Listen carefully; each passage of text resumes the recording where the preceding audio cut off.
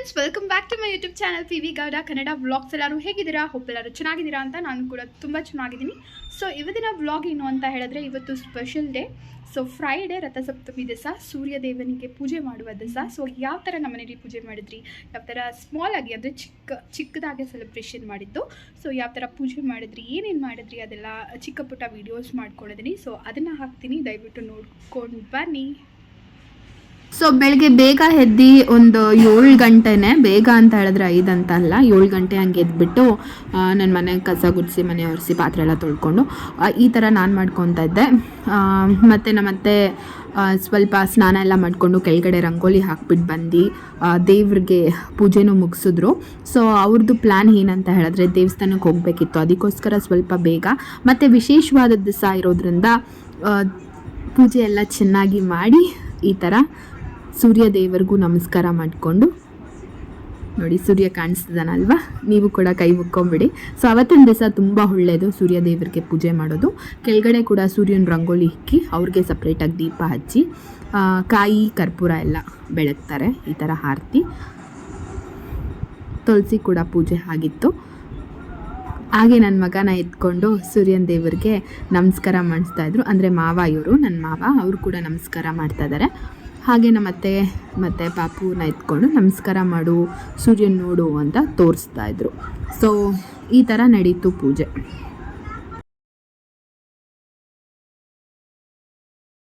So morning ನಮ್ಮತ್ತೆ ಅವರು ಪೂಜೆ ಎಲ್ಲ ಮುಗಿಸಿ ಎಲ್ಲ ಅಂದರೆ ಲೈಕ್ ಪೂಜೆ ಎಲ್ಲ ಮಾಡಿ ಅವರು ಆಚೆ ಹೊರಟು ದೇವಸ್ಥಾನಕ್ಕೆ. ವರ್ತೂರಲ್ಲಿ ಒಂದು ಪೂಜೆ ಇದೆ ಅಲ್ವಾ, ನಿಮಗೆಲ್ಲ ಗೊತ್ತಿರುತ್ತೆ ಆ ದೇವಸ್ಥಾನದ ಬಗ್ಗೆ.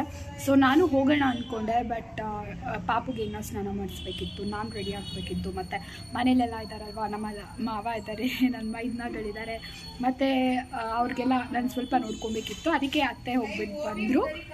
ನಾನು ಯಾವ ಥರ ಈವ್ನಿಂಗ್ ನಾನೇ ಪೂಜೆ ಮಾಡಿದ್ದು. ಸೊ ಸಿಂಪಲಾಗಿ ಎಲ್ಲ ಅರೇಂಜ್ ಮಾಡಿದ್ರಲ್ವ, ನಾನು ದೀಪ ಹಚ್ಚಿ ಕಡ್ಡಿ ಹಚ್ಚಿದ್ದು. ಸೊ ಈ ರೀತಿ ನನ್ನ ಡೇ ಹೋಯಿತು. ಪಾಪು ಕೂಡ ರೆಡ್ಡಲ್ಲಿದ್ದಾನೆ, ನಾನು ಕೂಡ ರೆಡ್ಡಲ್ಲಿದ್ದೀನಿ ಇವತ್ತು. ಸೊ ಪಾಪುದು ಏನಾದರೂ ಕ್ಲಿಪ್ಪಿಂಗ್ ಇದ್ದರೆ ನಾನು ಆ್ಯಡ್ ಮಾಡ್ತೀನಿ ಇದರಲ್ಲೇ. ಸೊ ಈ ರೀತಿ ಇತ್ತು ನನ್ನ ಡೇ. ಸೊ ಸ್ವಲ್ಪ ಅತ್ತೆ ಹೇಳ್ಕೊಡ್ತಾರೆ, ಅಂದರೆ ನಾವು ಇವತ್ತಿನ ದಿವಸ ಈ ಕಲರ್ ಡ್ರೆಸ್ ಹಾಕಿದ್ರೆ ಒಳ್ಳೇದಾಗುತ್ತೆ ಅಂತ ಎಲ್ಲ. ಸೊ ಅದನ್ನು ನಾನು ಸ್ವಲ್ಪ ನಂಬ್ತೀನಿ. ಅದಕ್ಕೆ ಪಾಪು ಕೂಡ ರೆಡ್ ಆ್ಯಂಡ್ ರೆಡ್ ಹಾಕಿ, ನಾನು ಕೂಡ ರೆಡ್ ಆ್ಯಂಡ್ ರೆಡ್ಡಲ್ಲಿದ್ದೆ. ಸಾಯಂಕಾಲ ಪೂಜೆ ಎಲ್ಲ ಮುಗಿದ ಮೇಲೆ ನನ್ನ ಮಗನ ತಲಾರ್ಟೆ ನೋಡಿ, ಮಧು ಇದ್ದಾನಲ್ವ, ಅವನದು ಸ್ಪೆಕ್ಸ್ ಅಂದರೆ ಅದು 0% ಏನೂ ಇಲ್ಲ ಸೈಡ್ ಎಫೆಕ್ಟ್ಸು.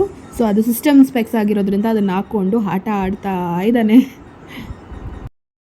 ಇದು last Sunday 11th video. So small clippings ತೊಗೊಂಡಿದ್ದೆ, ಅದನ್ನು ಕೂಡ ಈ ವ್ಲಾಗಲ್ಲಿ ಆ್ಯಡ್ ಮಾಡ್ತಾಯಿದ್ದೀನಿ.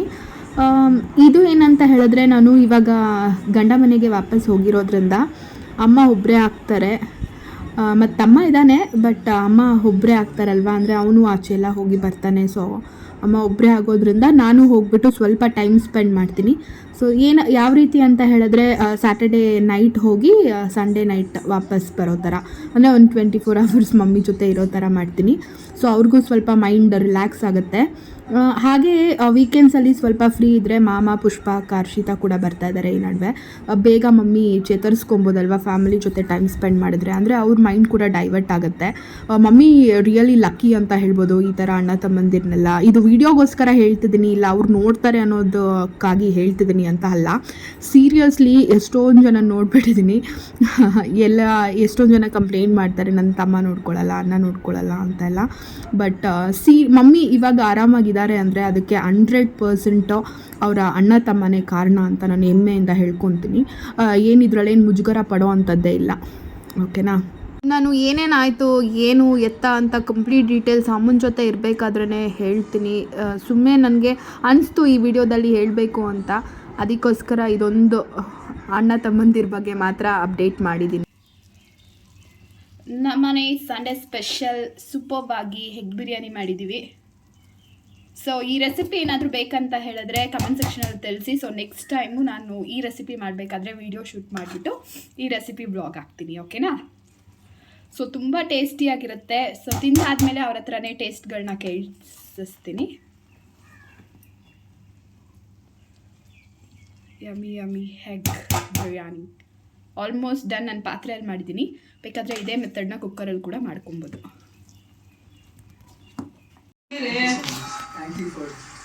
ಇಸ್ಲಾಂಪುರ್ ಬಿರಿಯಾನಿ ಇಲ್ಲಿ ಬಂದು ಕುಡ್ದೆ ನೀರು.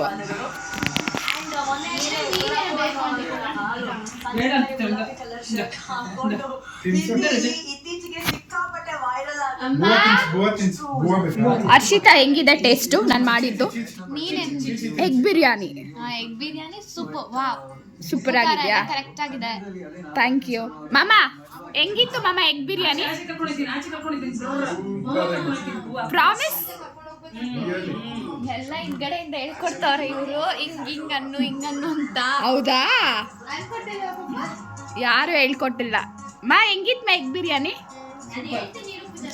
ಅದ್ ಬೇಡ, ತುಂಬಾ ಮಾತಾಡಿದ್ವಿ. ನನ್ನ ಕೇಳು. ಚಿನ್ನಿ ಹೆಂಗಿತ್ತು ಮಗ್ನ ಎಗ್ ಬಿರಿಯಾನಿ? ಎಗ್ ಬಿರಿಯಾನಿ ಹೆಂಗಿತ್ತು? ಸೂಪರ್. ಇಸ್ಲಾಂಪುರ್ ಬಿರಿಯಾನಿ ಹೆಂಗಿತ್ತು ಅಂತ ಕೇಳಿ ಪುಷ್ಪ. ಅಕ್ಕ ಎಗ್ ಬಿರಿಯಾನಿ ಹೇಗಿತ್ತು? ಒಂಚೂರು ಸಾಲ್ಟ್ ಬೇಕಿತ್ತು. ಕರೆಕ್ಟ್ ರಿವ್ಯೂ ಕೊಡ್ತು. ಟೇಸ್ಟ್ ವೈಸ್ ಬೇರೆ ಮಸಾಲೆ ಎಲ್ಲ ಓಕೆನಾ? ನಮ್ಮ ಪುಷ್ಪಾಕ ನಾನ್ ವೆಜ್ ಎಲ್ಲ ತಿನ್ನಲ್ಲ, ಬರೀ ಹೆಗ್ ತಿಂತಾರೆ. ಇಸ್ಲಾಂಪುರ್ ಬಿರಿಯಾನಿ ತಿಂತಾರೆ. ನಮ್ಮ ಅರ್ಶು ನಮ್ಮ ಕಡೆ ಅವಳು, ಅದಕ್ಕೆ ಎಲ್ಲ ತಿಂತಾಳೆ. ಇಸ್ಲಾಂಪುರ್ ಬಿರಿಯಾನಿ. ಸೊ ನೋಡಿದ್ರಲ್ಲ ಫ್ರೆಂಡ್ಸ್, ಇವತ್ತಿನ ವಿಡಿಯೋ ಇಷ್ಟ ಆಗಿತ್ತು. ಇಷ್ಟ ಆದರೆ ದಯವಿಟ್ಟು ಲೈಕ್ ಮಾಡಿ, ಶೇರ್ ಮಾಡಿ, ಕಮೆಂಟ್ ಮಾಡಿ, ಮತ್ತು ಸಬ್ಸ್ಕ್ರೈಬ್ ಮಾಡಿಕೊಂಡು ವಿಡಿಯೋನ ನೋಡಿ. ಸೊ ನಮ್ಮಂಥ ಹೊಸ ವ್ಲಾಗರ್ಸ್ನ ದಯವಿಟ್ಟು ಬೆಳೆಸಿ ಅಂತ ಕೇಳ್ಕೊತೀನಿ. Thank you. ಸಿಗೋಣ ನೆಕ್ಸ್ಟ್ ವಿಡಿಯೋ ಜೊತೆ. Bye, take care.